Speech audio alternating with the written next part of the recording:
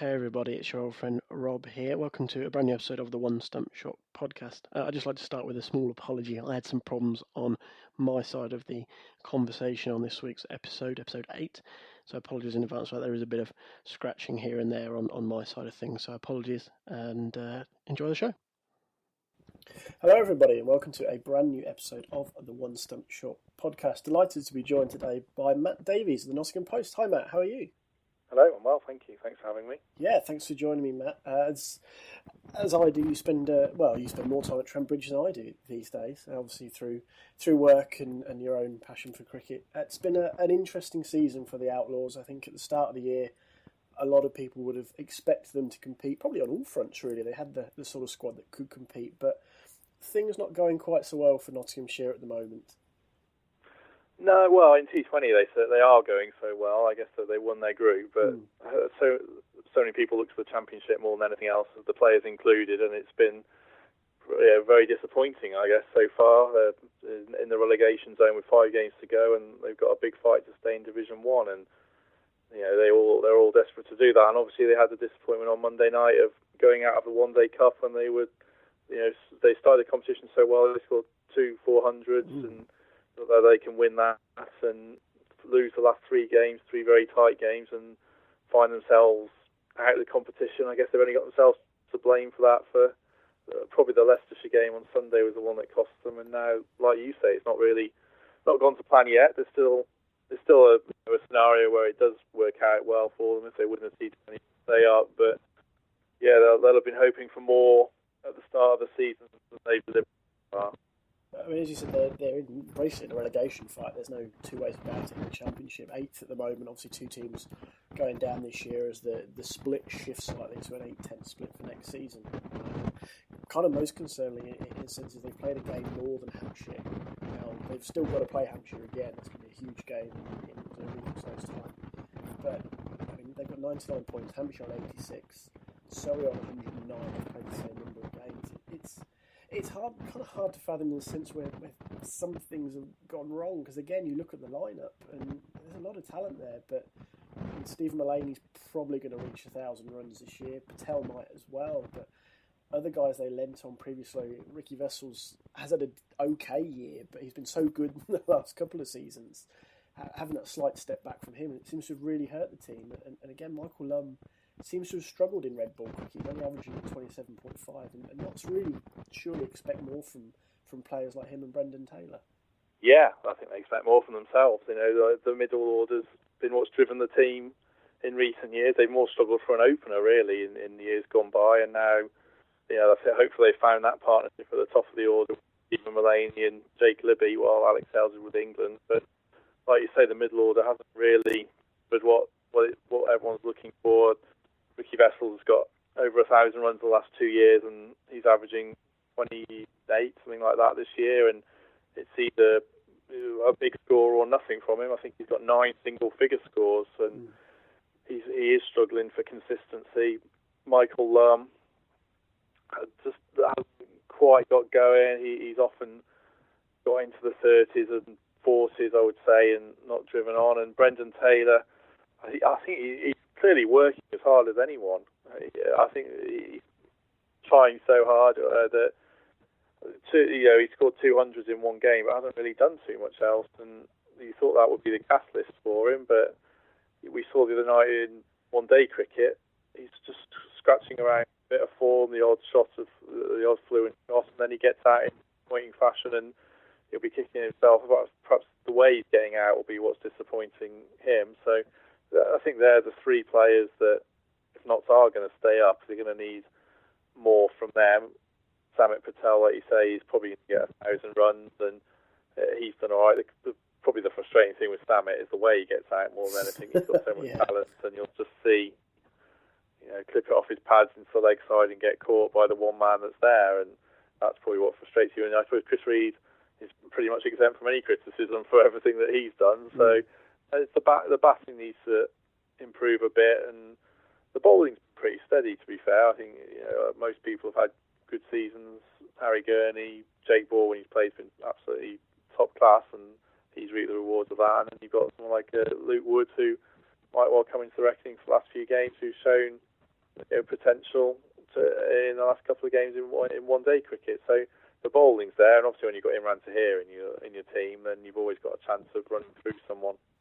Definitely, and you mentioned Patel there. He's got 7 half-centuries this year, which is more than double the next nearest. A couple of players have got 3 centuries, but he's only converted one of those, should we call them starts, into a century, just the 100 this year for Sami Patel. And as you say, it's a little frustrating because he's provided so many useful late middle order runs at key times sometimes as well, especially early in the season. It was the game against Yorkshire at Trent he played well.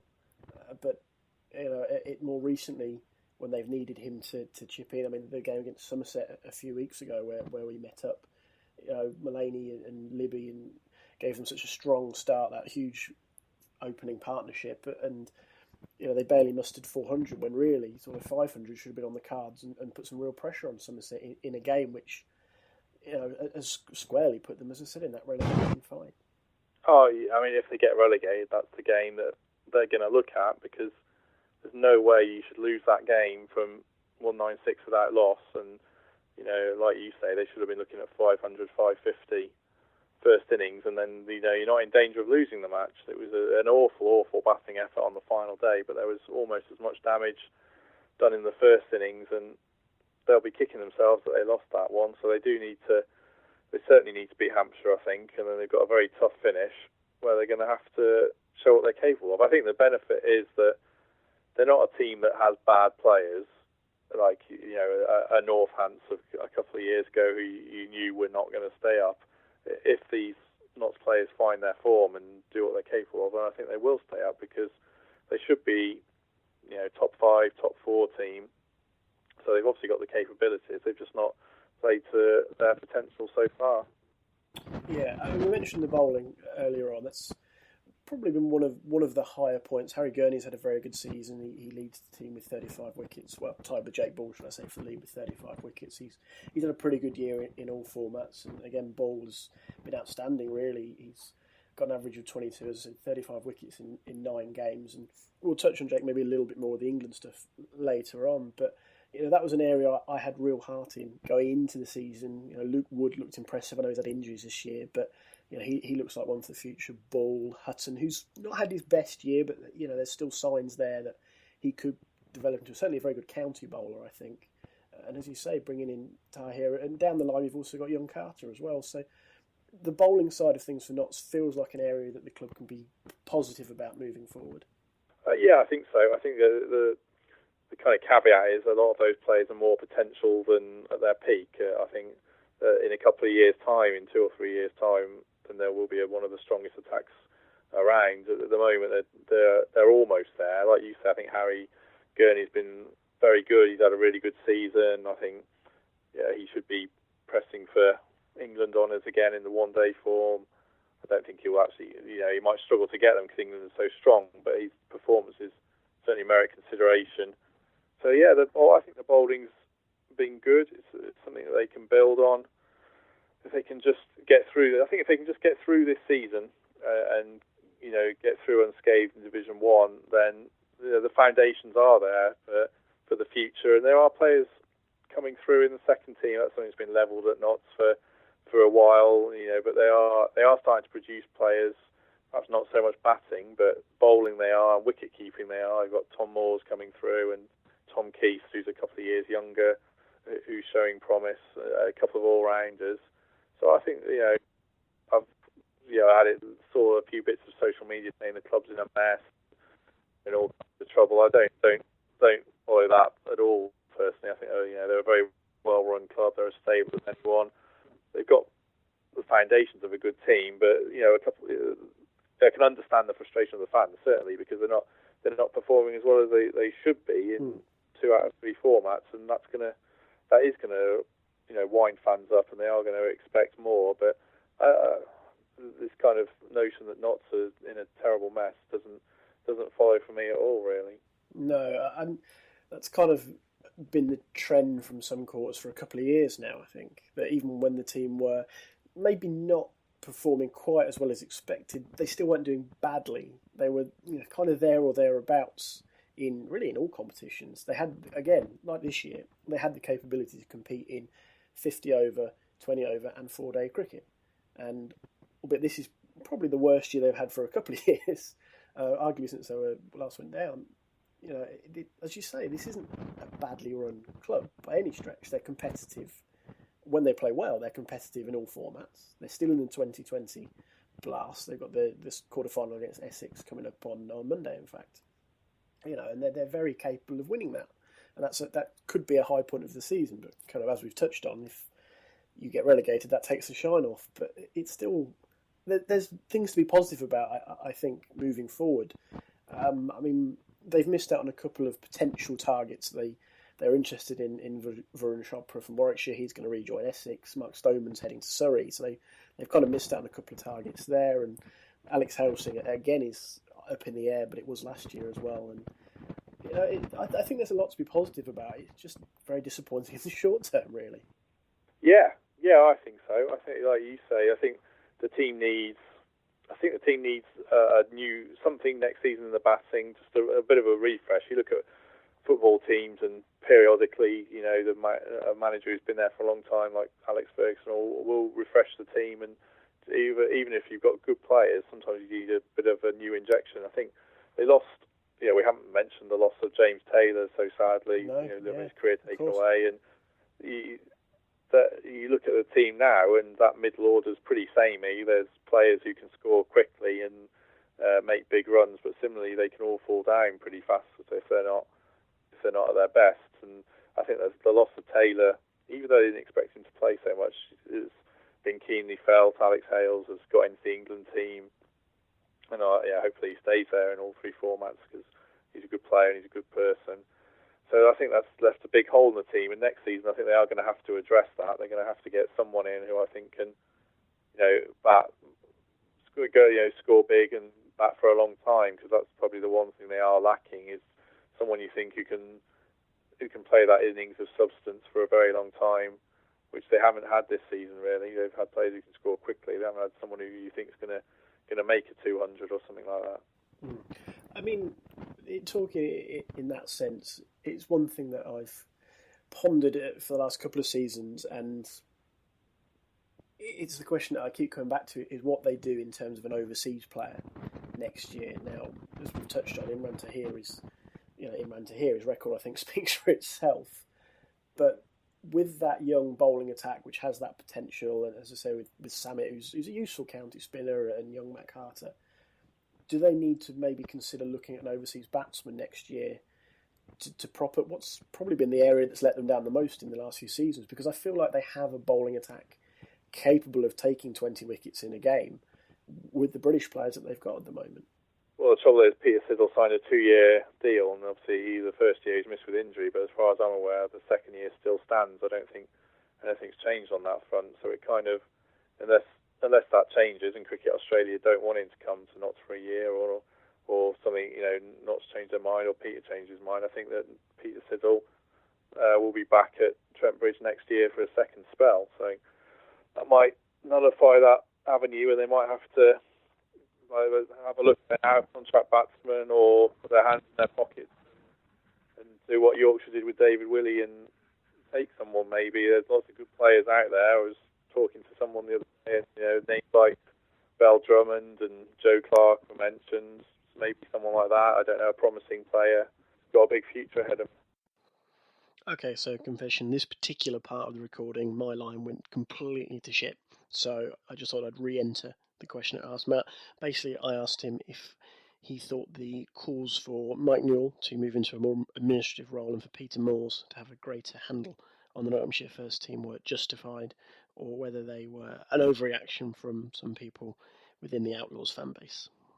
Yeah, that's a tough question. I suppose every coach has his shelf life. I don't personally think Mick's reached it yet. I think that one of the things that the T20's done that hasn't perhaps been spoken about so much is it's changed the mentality of fans and brought more of a football notion into it. I think most of the Newell out stuff tends to come when they lose a T20 match. And yeah, I think I don't think it's time for him to move personally. I've got no notion that there's any behind the scenes ructions. There's certainly a united dressing room. I think that it's too easy to blame the coach for what's going on, and who's to say if Peter Moore's came in it'd be any different. He's already working just as closely with the players as anyone on a day-to-day basis. Peter Moore's was really the one that works with them on their technical basis and technical level, and Mick Newell's more the one who picks the team really and strategises as far as I can tell. So I think it's too easy to point the finger at Mick and say it's all his fault. I think the players have to look at themselves really. Batsmen are getting out in ways they shouldn't be getting out, and they're not ruthless. I think that's the biggest problem with Notts, if anything. They get in positions to win games. They've done it in 50 over cricket and Championship cricket, and then they've not pressed home their advantage. And I'm not sure that's a coaching flaw necessarily, as much as a playing flaw, and maybe a couple of changes to the lineup next season will just give you that extra 5% that turns you into a team that's almost there, to a team that's winning plenty. I mean, Notts aren't the biggest club, but they've got a right to win everything. They've got the best. To me, they've got the best ground, or they've got one of the very best grounds. Definitely. But they're not as just they're not particularly better resourced than a Warwickshire or a Yorkshire or Surrey. I mean, the amount of money Surrey seem to spend doesn't give Notts the divine right to win everything, and they're a competitive team that isn't quite where they need to be. But I don't personally think a change in the director of cricket would be the answer to that. I know some fans do, but I think if you analyse it a bit deeper, it's too easy to say, it's all Mick Newell's fault and he's got to go. Just quickly before we move on, Matt, I wanted your take on the proposed franchise 2020 tournament, because there's a strong likelihood I think Nottingham would be one of the 8 alleged cities that the UCB is interested. Obviously, with Trent Bridge, as we've said, it's I'm on the same page as you. It's the ground in my eyes. But do you think that would be something that would boost interest in 2020 cricket in the Greater Nottingham area, or is it something that you don't think is the right move for English cricket? No, I don't think it makes much difference in the Greater Nottingham area really at all. I think you look at the gates at Trent Bridge, almost 13,000 there for a couple of games this season, probably 15,000 there against Essex. In the quarter-final, I don't think the problem lies in Nottingham. I think that there's issues with 2020 cricket, certainly, but I don't think introducing a city-based franchise competition is the solve-all that everyone thinks it is. I think, you look at, if you play a 4-week competition with 8 teams and it rains for 2 of the weeks, where's the value in the competition, I suppose, is one of my issues. And similarly, you've got counties like Somerset, like Essex, like Worcestershire, who are getting really good T20 gates. There's an appetite for cricket there, and I don't see how you can take 2020 cricket away from them. And then, do you have 2 T20 competitions, a City one and a T20 Blast, or I'd be perhaps more in favour of promotion and relegation, and have it as a 2-tier T20 competition, and maybe not have 14 teams. That is quite a. But then similarly, it's where the money comes in. I think the bigger issue is how you get people to go and watch T20 cricket in Durham and Cardiff and Leicester and Derby, and that's what perhaps you need solving. And my opinion, in one way, that is get it on free-to-air TV. That would help market it better, present a better match day experience. I've been to Leicestershire and Derbyshire, and with all due respect, it's not a patch on what we see at Trent Bridge, although I do think Leicestershire seems to be moving in a much better direction under their leadership in the last couple of years. So I don't know if the Big Bash translates to England really. I'd like to see more, I guess, but perhaps the players. A few players probably know more than me, and some of them seem to be in favour. I know Michael Lum's strongly in favour of it, and he's obviously played a long time in the Big Bash, so perhaps we should be listening to him and not listening to people like me. Moving forward, the contest for England and Pakistan starts at Edgbaston tomorrow. In fact, Jake Ball misses out again. Unfortunately, Stephen Finn comes into the team for Ben Stokes. I kind of understand maybe where England are coming from. It's 1-1 in the series. Finn is a known quantity, and as Cook said, they felt that his pace was back up and so forth. But do you feel Jake Ball maybe has been a little bit hard done by here? Yeah, I do. I mean, I can see why they picked Finn. I think if Stephen Finn's at best, then he's a smash bowler. I think the trouble with Stephen Finn is he seems to go through too many phases where he loses his action, or his pace is down, or he's not bowling well, and eventually the cat runs out of lives, I guess. But he is a good player, and if they get him to his best, then yeah, definitely you have him in the team. Jake, I think, is unlucky. He's only had one cap, and he did very well. And I think there's more to come from him, and hopefully he does get more opportunities. He bowled very well at Edgbaston in the Championship earlier in the season and got 4 wickets. So yeah, I think he can count himself unfortunate. I think Finn probably got the nod for much of anything to what he did against Australia at Edgbaston last year. And if he reproduces that, then you say Alistair Cook and Trevor Bayliss have made the right decision. Yeah, and Edgbaston seems to be one of those places. Like Cricinfo tweeted a stat earlier that first sessions on the first day test at Edgbaston. So the Aussies were 72 for 3 last year, India 75 for 4 in 2011, Pakistan were 37 for 6 in 2010, England 82 for 3 in 2008. So there's been some rocky starts for the team batting first at Edgbaston, and certainly, as you say, if Stephen Finn's got his tail up in that sort of situation, and Pakistan are batting first, particularly when Masood looks kind of vulnerable at the top of the order, it's almost a walking wicket right now. It could put Pakistan on the back foot, and obviously Old Trafford, England sees their advantage there in a big way and put up a big first innings score and set Pakistan a huge fourth innings total, which they came nowhere near in the end. And, I mean, I'm intrigued to see what happens at Edgbaston, because the atmosphere tends to be pretty strong, and I think if England, to coin the same phrase, can get their tails up early, the home crowd will get behind them. But I'm also interested to see what people like Mohammed Amir can do there, because by the same token, if Stephen Finn and co can do well, I think someone like Mohammed Amir could also do well on that wicket.